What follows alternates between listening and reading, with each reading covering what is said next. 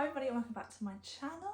Hello if you're new. I've had a few new subscribers recently, so if you are new, my name is Holly. I have a little girl, Novalie, who will be 2 in August, and I'm now pregnant with baby number 2 that is due in October, end of October. So if you're interested in all like pregnancy, motherhood, lifestyle content, then if you'd like to, please subscribe. In today's video, I thought I would just go through a few of the things that I think I will do the same and what I will do differently with baby number 2. This is obviously just my personal opinion and I've already been through it once before, so this is what I've kind of taken away from doing it first time round. And yeah, it's just my personal opinion and preference, so just take it with a pinch of salt. But hopefully it will kind of give some ideas and you'll be able to take something away from this video, even if you can just relate.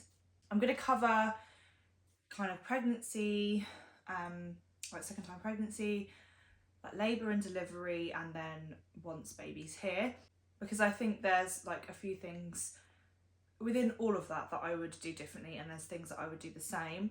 Just first of all, like my situation is very different now with this second pregnancy. I gave birth to Novalie in 2021, so if you're kind of like 2020 or 2021 mum, then I'm sure you can relate. But obviously we were kind of in and amongst COVID at that time, so pretty much everything was different. My whole circumstances were different. My pregnancy then was different because of it. So that's a major thing that has like made an impact on this pregnancy compared to my first. Luckily, we were kind of towards the end of COVID, we were in lockdowns and things, but we were heading out of the other side of it because she was August, she was later on in that year. But it definitely did impact me with my pregnancy and my labour and everything like that. So with my first pregnancy, I wasn't working much, I was on furlough for a lot of it. I was in between jobs at a time. I'd lost multiple jobs because of COVID, because of working in childcare. Nobody needed childcare because they weren't working or they were working from home. So my hours were greatly reduced. So I wasn't working as much. I only work part-time now still, but I was doing less hours during my first pregnancy. And also with that, it also meant that we weren't going out and socialising as much. We were pretty much just staying at home most of the time. You know, even seeing family and friends just wasn't happening. So life was a lot more slow paced and less busy. The job that I was doing back then as well was a lot more relaxed, a lot more flexible. It was kind of it was slightly less intense, and it wasn't as like physically demanding because I was nannying at the time. I was only looking after one child. There wasn't as much structure, whereas where I'm working now, it's multiple children, it's a lot more demanding, a lot more physical work, it's not as flexible. So that's really impacted this second pregnancy. That's been a major difference. And also the fact that I've already got a toddler to look after, basically, because when I was working before with my first pregnancy, I could then come home, you'd have more free time to relax and do what you need to do, chill out, all that kind of thing. Whereas now, that's definitely not the case. So I'm working plus running around after a toddler with quite a busy lifestyle, and yeah, they're just like major differences that I have between my 2 pregnancies, and I think that has impacted the way my pregnancies have been a little bit as well. I've felt more sick and more ill physically during this one. Don't get me wrong, both of, you know, so far, touch wood, both of my pregnancies have been relatively, not easy isn't the word, but straightforward.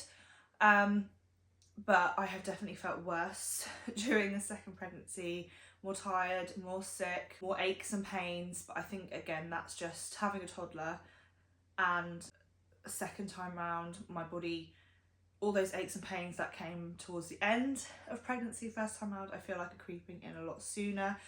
I'm showing a lot sooner as well. Like my bump is a lot bigger this time round. They're like environmental factors and physical things, I think, that are different between my first and second pregnancy. I'm feeling very similar as I did to my first one, but it's just more intensified, I would say. So now I've touched on like the actual circumstances of this pregnancy, I will go into the differences that I found so far. I think with second baby, and I think a lot of people can probably relate to this and feel the same. But because you are so busy with your first baby, and you've kind of already done it before, it's not that you're not excited about this baby and you're not as involved in it, but you've just got less time to focus on it. And obviously my attention is on my child that is here currently, and that is what my attention and focus is on. So I will forget that I'm pregnant and I'm growing a second baby, because my time and energy is just spent up on Novely. And I think that's a major difference, because I'm not as focused on like the apps and things. Don't get me wrong, I do still look at them, and I like to like keep track of where my pregnancy's at and all of that kind of stuff, but I'm not as, you know, first pregnancy I was on the app pretty much every day, like doing loads and loads of research. So that's something that's completely different this time round, and I'm probably just more relaxed about the entire thing. I was a lot more prepared first time, a lot more stressed out, probably trying to get everything sorted. That's obviously a mixture of just trying to be prepared with first baby, unknown, and also I think a little bit of that was all I really had to focus on at the time, because we were in a lockdown, there wasn't much else going on. Second time round, you don't have to prepare as much at all, because you've already got lots of the stuff, unless you've had like a massive age gap. But for us, we've already got all of the stuff.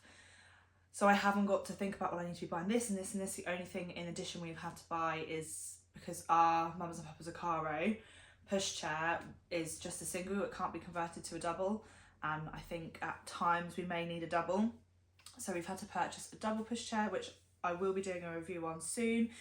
We just bought a second-hand one off Facebook Marketplace, but I will be talking about that in the videos to come. But other than that, we haven't really had big things that we've needed to buy and prepare for. So you just feel slightly more prepared, or I felt slightly more prepared second time around, in the sense of items and stuff that I need, and I know that I will need and what I won't need, and what I'll use and what I don't use. I think just emotionally and psychologically I'm a little bit more prepared, because I know what to expect, and I'm really just trying to let go of expectations. I think first time round, like first time pregnancy is something that you will just never get back, and even if you have more babies and more pregnancies, I just feel like it will never be the same as your first, because there's just something about your first pregnancy that is so, not that this isn't magical, I'm not saying that, but the first one is just another level of just being magical and in this little bubble. Well, that's how I felt anyway, because it's all new and exciting, and this is too, but it's just a different feeling first time around, and you'll never get that again. Yeah, there are kind of a few differences that I've noticed within my pregnancy. Things I'm doing differently this time around, I'm not necessarily telling everybody my due date or the exact date, just because people are so hyper focused on that, and I was really hyper focused on that as her due date, and I was convinced she was going to come early, which she did, but I think I was too focused on it. So this time round I'm just going quite loosely with our due date, and I'm just going to take it as it comes, try and be more relaxed about it. I'm just not doing as much research, because obviously I've got that hands-on experience now. I did do a hypnobirthing course first time around. I'm not going to bother doing that again. I've spoken about this in previous videos about my experience with it. I probably will just go over the bit of the sort of up breathing, because I did find that really helped, but I'm not going to redo the whole course and focus on that, because I definitely have pros and cons to the course, and I feel like I've got what I need to out of it. We haven't even started organising or sorting the nursery yet. We are focusing on Novely's bedroom first, and then the baby's room will come after that. We haven't bought a single thing for this baby yet, because I'm now currently just over 17 weeks, and we think we will be finding out the gender, so that's only a few weeks time. So that leads us nicely on to kind of like labour and delivery. If I could, I wish I could just have the same birth again. I'm really lucky that my first labour and delivery was pretty straightforward and really positive. I had a really positive experience, so I'm really happy. I'd be really happy if I could just have the same again, but obviously it's not something you can plan. I will link my labour and delivery story below as well if you want to go and have a look at that, because it was definitely positive for me, even though it was pretty quick. And I'm expecting this one to be the same, just because everybody says the second babies come quicker, and my first delivery was quite quick. I've got it in my head that that's probably what's going to happen this time around, or that's what I'm preparing for. But what I would do the same again is I would definitely use my TENS machine. I used that last time and I found that really, really helped, so I would want to do that again. I had a water birth, so again, that would be something that I would like to do, but I'm going into this a lot more. To be fair, first time around I did go into it pretty chilled and just sort of said whatever will happen, because it's so unknown, whereas this time around I obviously know what to expect, so I'm a little bit more like open to accepting pain relief, I think, this time round. But I definitely want to get up the midwife-led birthing unit quicker than I did last time, because when I arrived there, first pregnancy, I was already like 8 centimetres, and I'd already got past that point of like, I was really struggling to come down and control the pain at that point.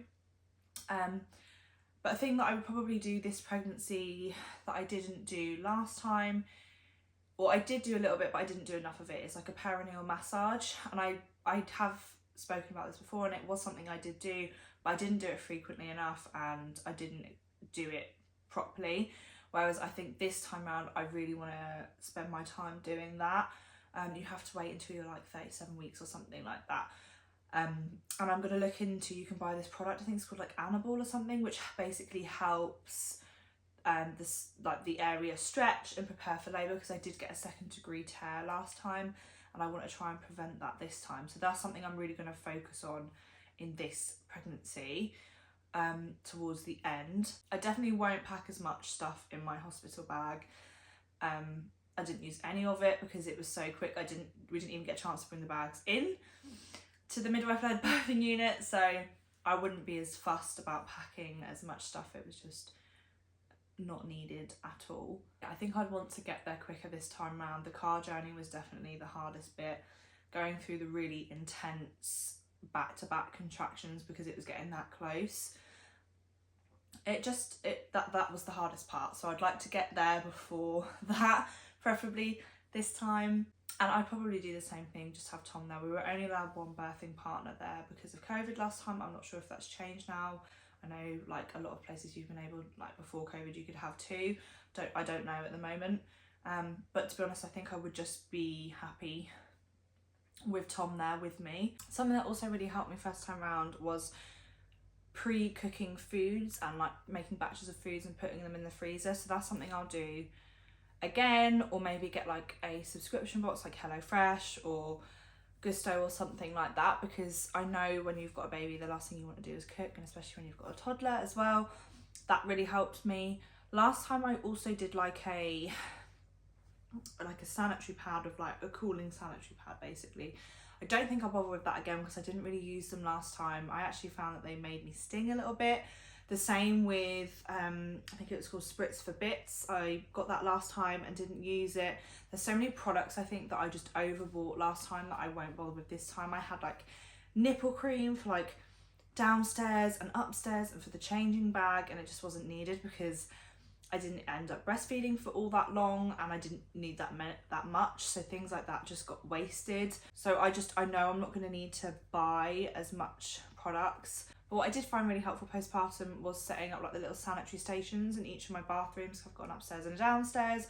I would set out like some sanitary towels with like some spare knickers and like a peri bottle, something like that, so when I would go for a wee, that would help with the stinging. I didn't actually have a proper bottle. I literally just used like a water bottle, like an old water bottle that I could just like spray, like just flush down there when I needed to. So I'll definitely be doing those sanitary stations again, and I will also do like a nappy caddy to have downstairs and upstairs. Still use that now for Novely down here. So that is something I will do again. Also in preparation, which is what I did do last time and I would do the same this time, is to try and express some colostrum. So kind of harvest your colostrum before baby arrives, and I would store that. So I've got a little freezer stash because I did struggle with breastfeeding. First time round, the colostrum really helped and I wish I'd had more of it. So I want to do that again this time and build up a bit more of a stash in case it's a similar situation and I'm struggling to breastfeed. But on that topic of feeding, I'm going to be way more open this time to bottle feeding, formula feeding, whatever it is that I need to do. I said last time I was, but I had my heart set on breastfeeding, but because it just didn't work out for us that way, I then had to do like all the research into bottle feeding. I didn't have any formula in the house because it's probably the worst piece of advice I was given, but the midwife had said to me, don't bother with getting formula in if you're planning on breastfeeding, but this time around I will definitely have some in the cupboard, even if it's just some of the ready-made ones. So you're not wasting a whole tub of formula if you don't use it. But I'm going to be prepared to have that in there if there are times that I'm struggling. I won't be afraid to introduce the bottle this time. Last time I was really afraid because of nipple confusion and like introducing a dummy. To be fair, Novely never really took a dummy, and to be honest, I think it was a bit of a blessing. But I was very, very scared of introducing a bottle in case you got nipple confusion, and I was scared to express and like replace some feeds with the bottle because it was too early, because it was going against the guidance that was given by the midwives and the health visitors. But my main point with this, I think, is just this time around I'm just going to go with my gut feeling, and mother's instinct is the best thing, so I'm just going to follow that. I knew something was wrong with her last time, and then it ended up she did have tongue tie and that was affecting our feeding, but it was kind of brushed under the carpet and wasn't detected early enough, and I knew something was wrong. So I just know now to trust my gut instinct and follow what I think is right.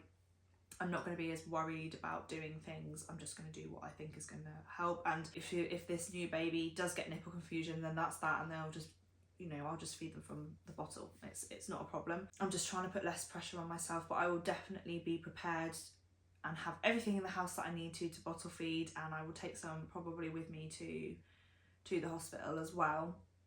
I'm hoping, even if I can't breastfeed completely, I'm hoping to do a little bit of it for the first few weeks, even if it's a combination. That's my plan anyway at the moment. As for when baby arrives, I just want to, and I think a lot of second time parents will agree with this, I just want to soak up every single second.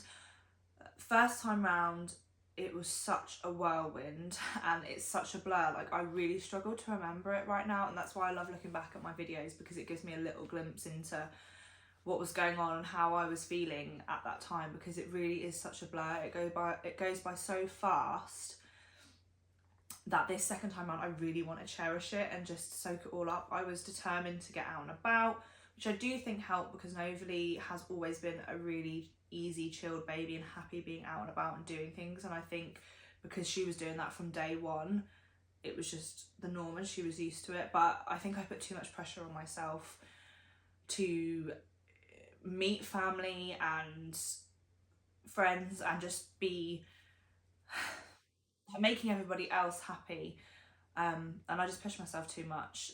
I will definitely try and embrace the slower days and soak it all up, because when you're in it, it's really hard and you feel like this is forever, and that, is it ever going to get easier? Will you ever feel like you know what you're doing? Will you ever find your own, like a balance, your own rhythm again? But you do, and I feel like second time around it might be even harder because we're juggling too. But I know I will get to the point where I back to kind of like our new normal and find my feet a bit more. But I just really want to take those slow newborn days and just cherish them that little bit more. I don't want to put as much pressure on myself to go out and do things. However, I'm saying that 3 days after my due date, we have got a wedding to go to that Novely is flower girl for, so I will be attending that, because I don't want to miss it, obviously, unless I'm actually in labour. But hopefully that won't be the case. So obviously if baby comes before due date or on its due date, then I will be going to a wedding with a newborn. But I don't want to push myself as much as I did last time, and just take it more slow, and trust my instinct and trust my gut. And I'm hoping this time round that I won't feel so lost and scared and have no idea what I'm doing because you've kind of already done it before. This time around as well, I would really like to have some more like maternity photos done and newborn photo shoots or newborn photos, because it's such a special time and I want to remember it, and I definitely did not regret having any of that done. So that's something I will definitely do with the second baby, and I think they'll be even cuter because we'll have Novely in them too and the baby. What I am going to do again, which is something that I introduced with Novely quite early on, I did love contact naps, and we did do contact naps. But what I also did from like really early on, I would put her down in her Moses basket or her swing chair. I'd put her down awake and then just let her go to sleep herself. I know every baby's different, and I don't know if this baby will be as willing to do that as what she was, but it's definitely something that I want to get this baby used to, like I did with her. Really encourage that like independent sleep and independent self-soothing. Obviously, like if my baby is crying and it needs me, I'm not going to leave a newborn to cry. Like, I understand and I get and naturally would want to be holding my baby, don't get me wrong, and I did do contact naps with Novely and I will do the same, but I also introduced this as well, so they had that time of independence. You know, I really built it into her routine of having like independent time on the play mat, and she has continued that up until now. She is so content just entertaining herself, and that's been a real help. And I know it's probably a personality trait of her as well, but I want to do that this time around as well, because it worked really well for her. I'm not going to focus as much on wake windows this time, and I will go off a rough guide, but I feel like you get to know your baby and you know their cues. And I got really stressed out at one stage because I was just trying to follow these wake windows and stressing myself out about sleep, and it just really wasn't helping me or her. So I am not going to pay as much attention to those kind of things. I'm just going to follow my baby's lead, and I know now that the baby will get into a routine because I didn't force it with Novely. It just automatically happened over time. As she got older, she started to fall into a routine, and I couldn't get my head around the first time around when she was really young, thinking, how do you get anything done? How do you know when they're going to sleep? How do you know when they're going to eat? But it does come. So those first few months, you've just got to go with it and just lower expectations. I think that's the main thing. And just follow their lead, basically. But it will come. Routine will come. You will find this new rhythm, and I've learned to relax a lot more in that sense, and I just follow her cues. Like if she's tired, I will put her down for a sleep, even if it's not the normal time that she goes down. She's really pretty easy to predict actually, and she's really easy to read, but I think you just learn that over time. They're your baby, you get to know them. So that's what I will do this time. I will not focus as much on what they're supposed to be getting, and I will just go off what I feel is right and what my baby is telling me. What we will do the same is we'll definitely use the Next to Me crib. I'm going to use that again, and we will probably keep the baby in our room for probably 5 or 6 months like we did with Novely. That's my plan at the moment. I will see how it goes. We started moving her out just before she turned 6 months, I think, because she was then getting to the stage of we were disturbing her and her sleep. But I would again just follow the baby's cues and what's going to work for us and for the baby. But I really liked the Next to Me crib. I really liked sharing the room for that kind of time, and that is something that I will do again this time. With the baby as well, I'm definitely not going to buy as many clothes. I think I went overboard last time. Literally all they live in is baby grows. There's no need to have that many outfits and things. They're just gonna stay in vests and baby grows, and that's it. The thing that I bought a lot of and that I did need was muslins. We bought lots of them and we did get through them. We still do. So I'm definitely going to be purchasing more of those for baby number 2. As of going a little bit further ahead with baby's development, I will probably introduce more of a baby-led weaning diet. I think I will do a mixture, but I definitely want to introduce the baby to more foods that we're eating, because I have noticed that Novalee is quite fussy in her eating, and I do know that a lot of toddlers go through this, so it might not be anything to do with how I've fed her, but there are quite a lot of things that she won't eat or she won't try. So with this baby, I think I might do sort of more baby-led weaning. I think first time around I did a lot more purees because I was very worried about choking, which obviously I will be second time, but you build up that confidence, I think. So I'm going to probably be more open to baby-led weaning this time round. I think that's kind of everything that I can think of that I will do the same, and what I think I'll do differently with this baby. I feel like I've rambled a bit and it's not been a very clear video, but it's just what I've thought of and what I think has worked for us and what I might change. I think basically the main point of it is just that I want to trust like my mothering skills and trust my instinct more this time, and believe I know what I'm doing. I have more confidence in myself, and I'm very, very aware, and I'm going into this very open-minded, and I know how hard it's going to be, and I know that I'm under no illusion that this is going to be an easier transition than it was from 0 to 1. I'm really trying to embrace the fact that it's going to be hard, but it will get better. Whereas I think first time you're in that bliss of everything's going to be amazing, and you actually just don't really know how hard it is until you do it. Whereas this time around, I'm a little bit more prepared for that, hopefully. I think I've covered everything. Let me know in the comments if anybody else has anything that they will do the same or what they'll do differently. That sums up the video. So thank you so much for watching. As I said, I will be doing a review on our new double buggy soon, so stay tuned for that. But I hope you enjoyed, and I will see you in my next one. Bye.